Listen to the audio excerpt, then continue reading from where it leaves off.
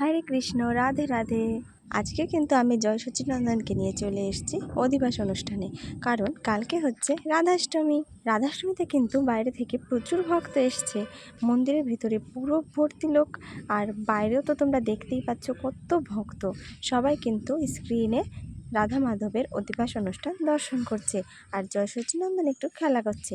এবার কিন্তু আমি চলে আসলাম মন্দিরের ভেতরে। মন্দিরের ভেতরে কিন্তু অপূর্ব কীর্তনের সঙ্গে ভক্তরা সবাই একসঙ্গে নৃত্য করছে। আর এই নৃত্য দেখে কিন্তু আমার জয় সচ্চিদানন্দের স্টপ থাকতে পারেনি।